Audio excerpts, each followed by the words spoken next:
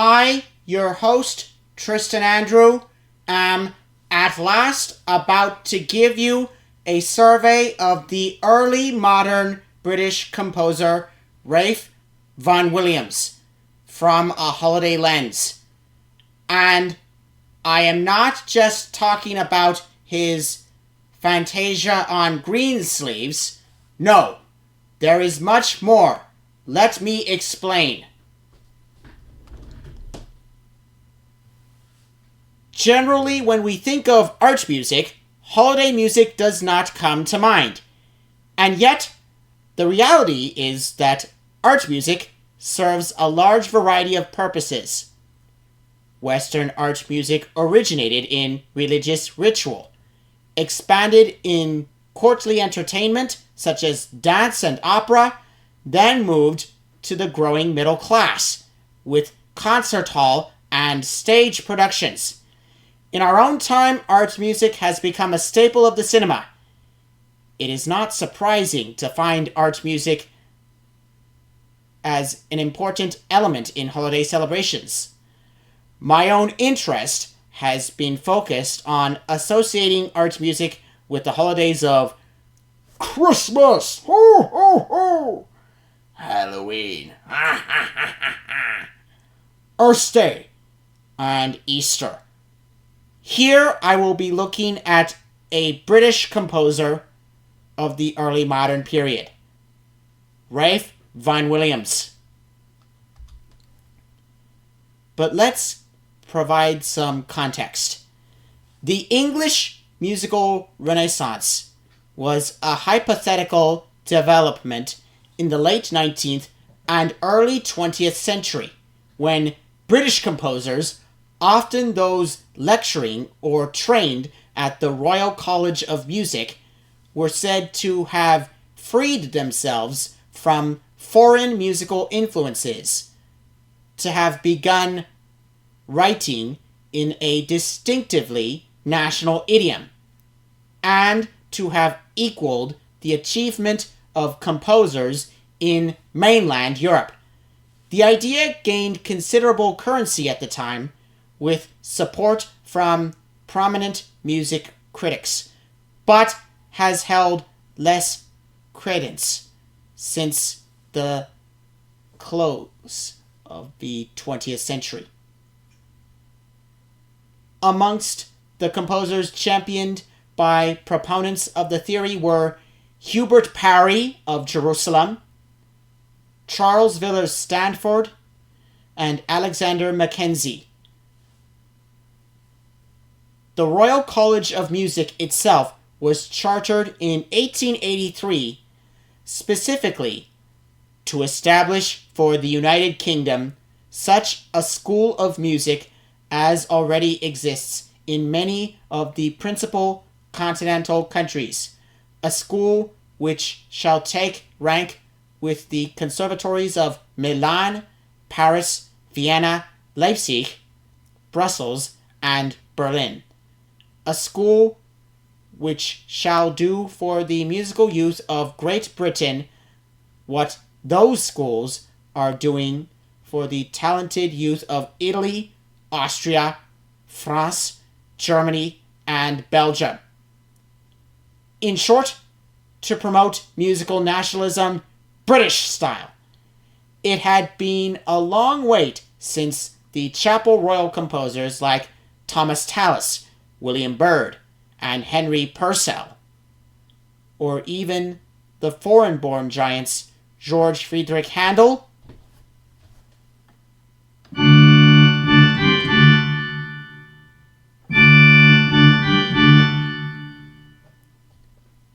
Franz Joseph Haydn or Felix Mendelssohn?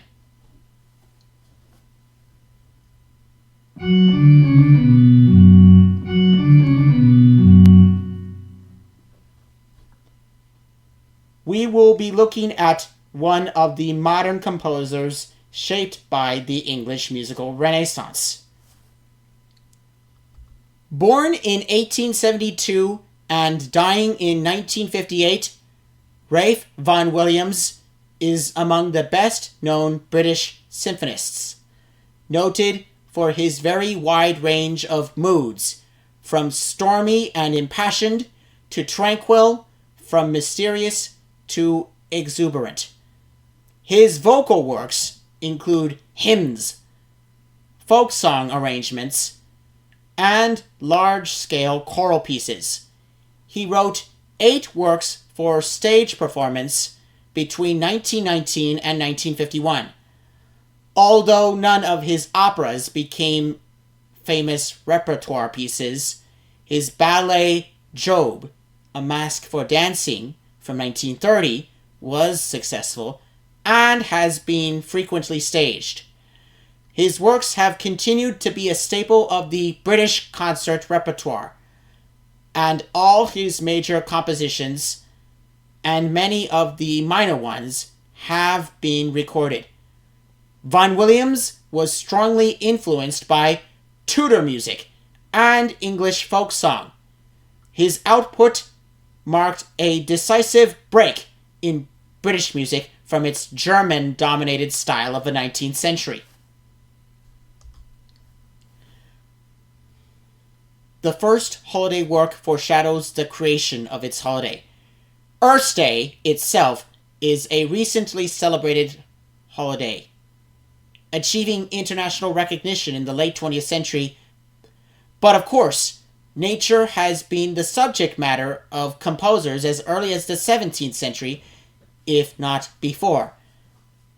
An obvious example includes Antonio Vivaldi's set of concertos, The Four Seasons.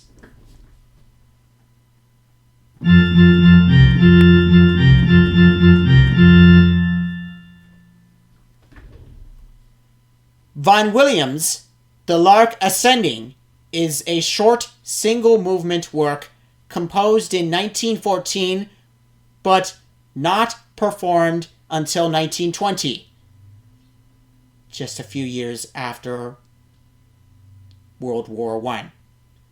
It was inspired by the 1881 poem of the same name by George Meredith.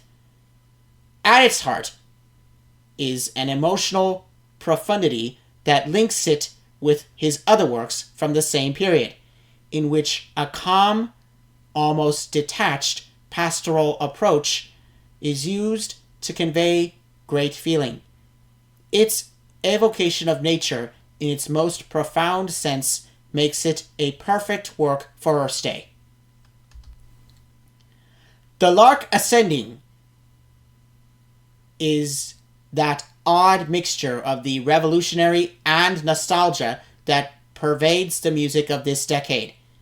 Musicologist Louis Foreman comments, "It is possible to forget what a revolutionary piece this was, with its rhythmic freedom and flow, and its avoidance of tonic and dominant cadencing, together with its imagery. Many hear in it a nostalgia for a partly mythical, lost age of innocence. The writing for the violin mimics the silver chain of sound in chirp, whistle, slur, and shake, described by Meredith, while carrying the main melodic argument. A brief cadence of soft chords from winds and strings usher in the first flight of the soloist, who rhapsodizes without accompaniment on a folk-like theme. The orchestra quietly enters, and the first theme is developed organically until the section closes with a reprise of the solo cadenza. The middle section begins with a straightforward folk theme on woodwinds, suggesting the pastoral countryside over which the lark soars. A magical moment ensues when solo woodwinds evoke a panoply of birdsong under the busy rustling of the violin. The effect is like a choir of birds led by the virtuoso lark. The Lark Ascending is perhaps the most famous of all works by Vaughan Williams, and a perfect celebration of the natural world.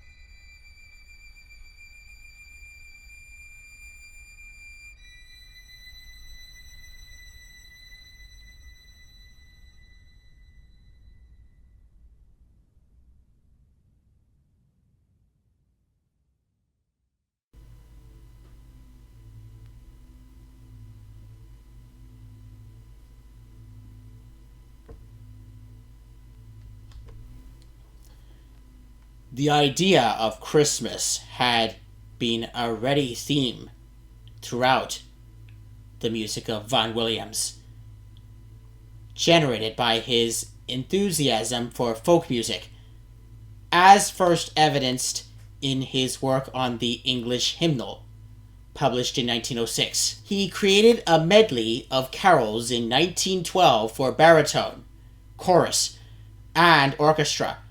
It was first performed on September 12th of 1912 at the Three Choirs Festival at Hereford Cathedral, conducted by the composer himself. It consists of the English folk carols "This is the truth sent from above," Cecil Sharp's "Come all you worthy gentlemen that may be standing by," and "On Christmas night all Christians sing," the Sussex Carol. All folk songs collected in southern England by Vaughan Williams and his friend Cecil Sharp a few years earlier. These are interposed with brief orchestral quotations from other carols, such as "The First Noel." The finished work is known as the Fantasia on Christmas Carols.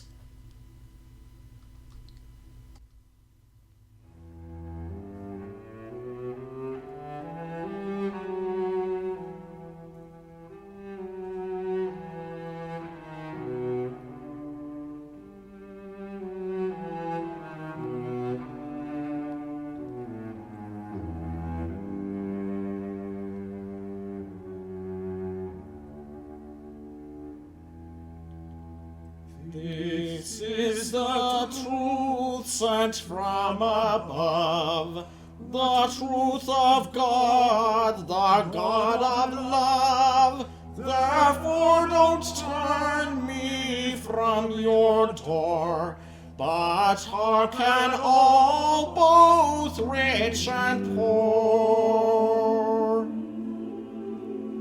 The first thing which I will relate is that God did man create. The next thing which to you I tell, woman was made with man to dwell.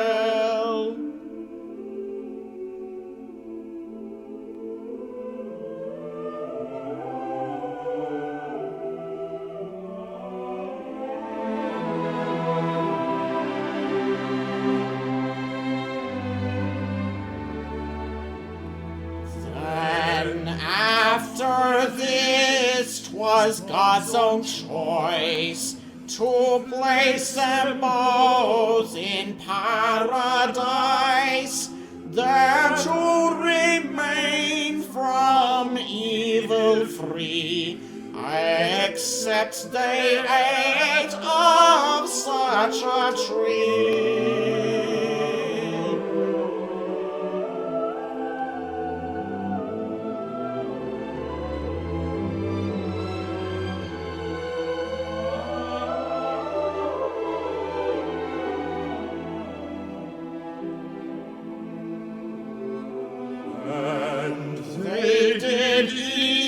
Which was a sin, and thus their ruin did begin, ruined themselves, both you and me, and all of their posterity.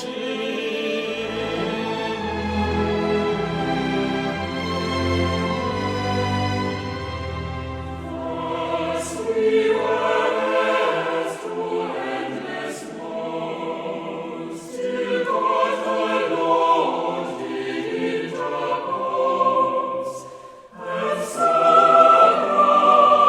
you.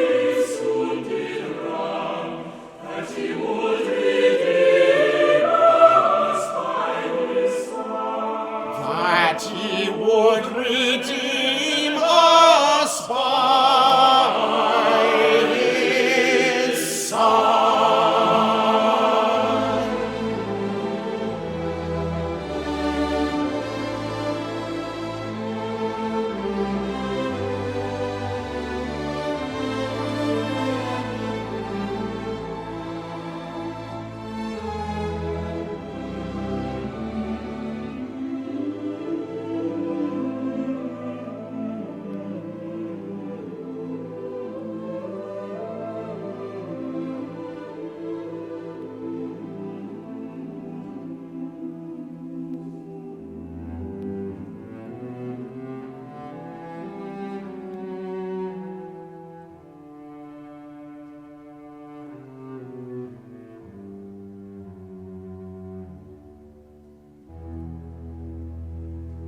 Come, all you worthy gentlemen that may be standing by. Christ our blessed Savior was born on Christmas Day. The Blessed Virgin Mary unto the Lord did pray. Oh, we wish you the comfort and tidings of joy. The Blessed Virgin Mary unto the Lord did pray. We wish you the comfort and tidings of joy. Christ our blessed Savior, lying in Galilee, is lying in the manger while the oxen feed on hay. The Blessed Virgin Mary unto the Lord did pray. Oh, we wish you comfort and tidings of joy. The Blessed Virgin Mary unto the Lord did pray. Oh, we wish you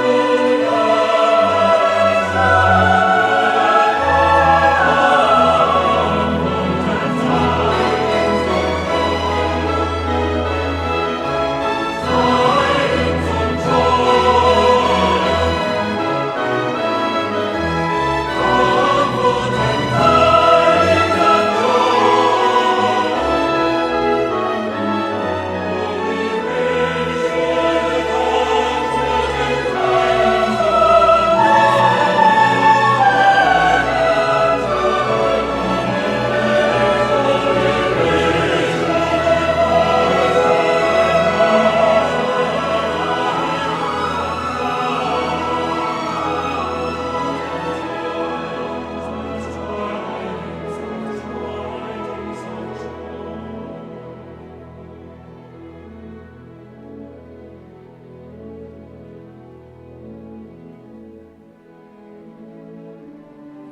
On Christmas night all Christians sing to hear the news the angels bring. Christmas night, all Christians sing to hear the news the angels bring. News of great joy, news of great mirth, news of our merciful King's birth.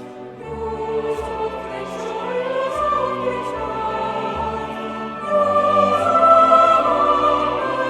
When sin departs before thy grace, and life and health come in its place. sin departs before thy grace, and life and health come in its place. Angels and men with joy may sing, all for to see the newborn King.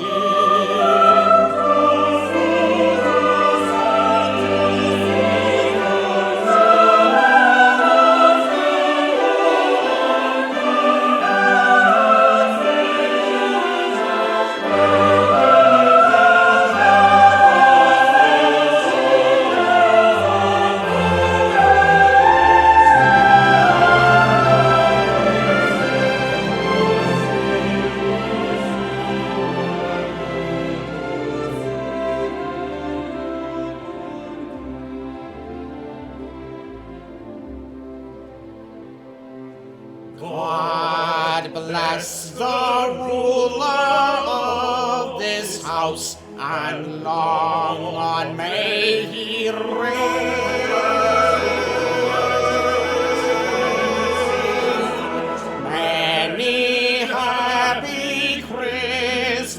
years he lived to see again.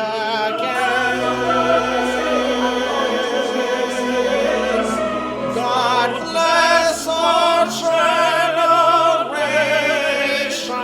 who live both far and near, and we wish them a happy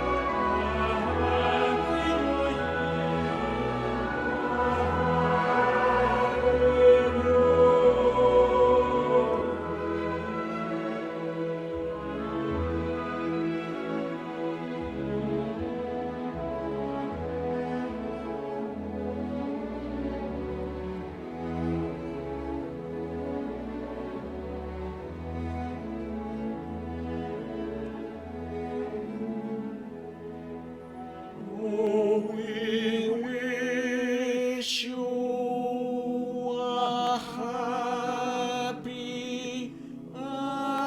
happy New Year.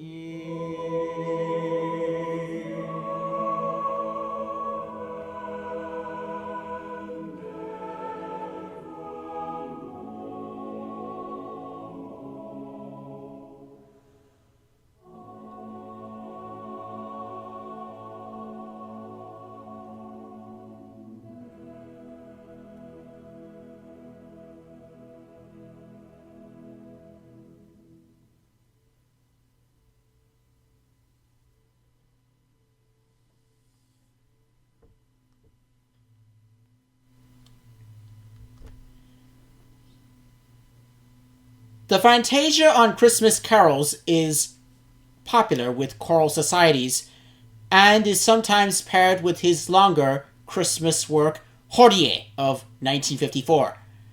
Composed between 1953 and 1954, Hodie is the composer's last major choral orchestral composition, which he dedicated to Herbert Howells. The cantata, in 16 movements, is scored for chorus, boys' choir, organ, and orchestra, and features tenor, baritone, and soprano soloists. Alas, it is too big for this survey. There is also a version of the Fantasia which replaces the orchestra with strings and organ.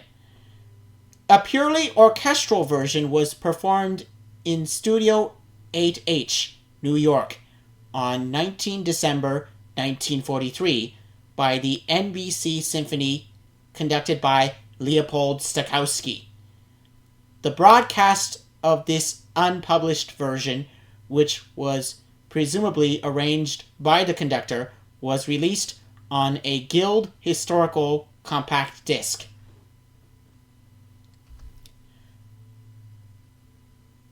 A fantasia is a musical composition with roots in improvisation.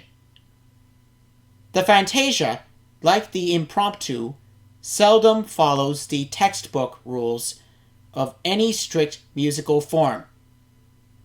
Walt Disney found the freedom of this musical form in the 1940 Namesake animated concert feature, and the 2000 sequel. Vaughan Williams' musical gifts seemed particularly suited to the form.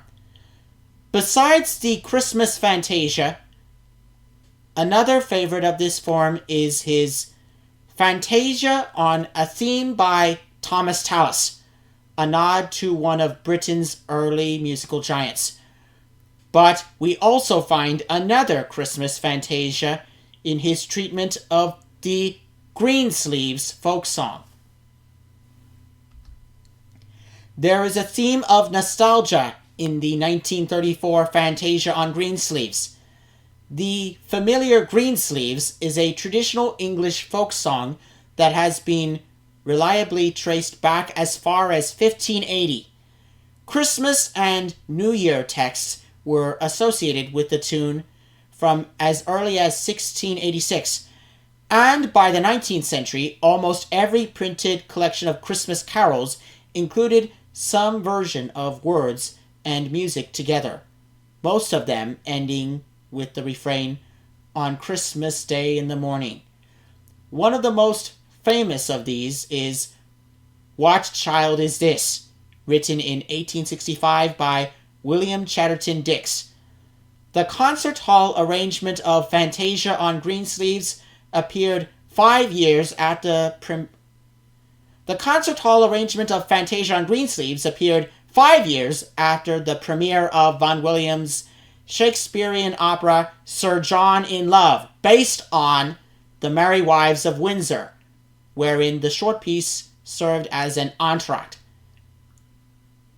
Ralph Greaves' arrangement for strings, harp, and 2 flutes expanded the intermezzo by adding a middle section based on the Norfolk folk song Lovely Joan, which Vaughan Williams had collected in 1908 and used elsewhere in the 1929 opera.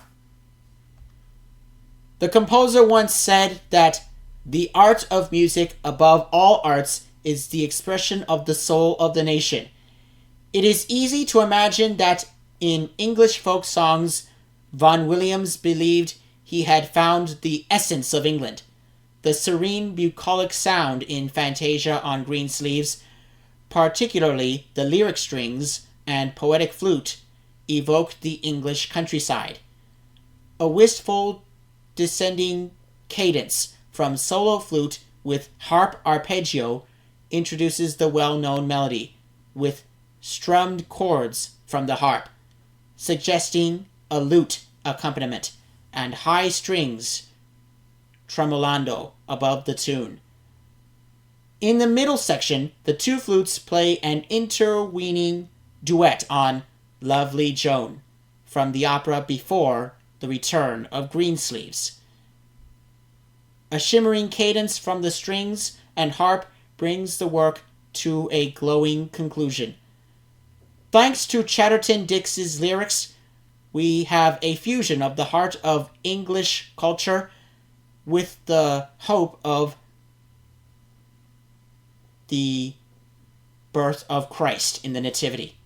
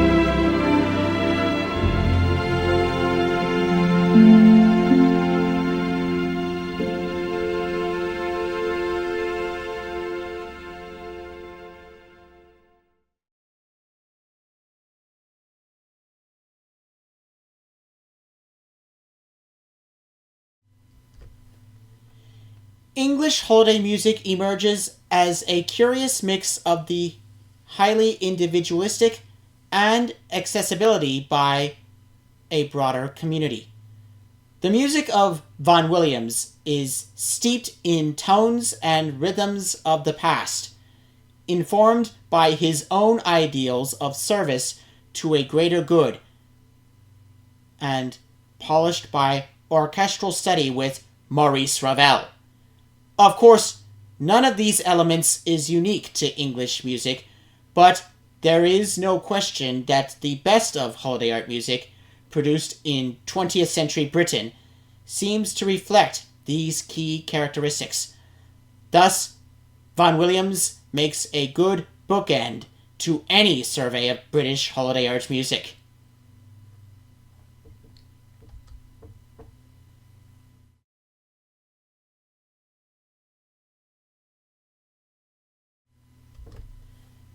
That concludes our survey on Vaughan Williams for the holidays.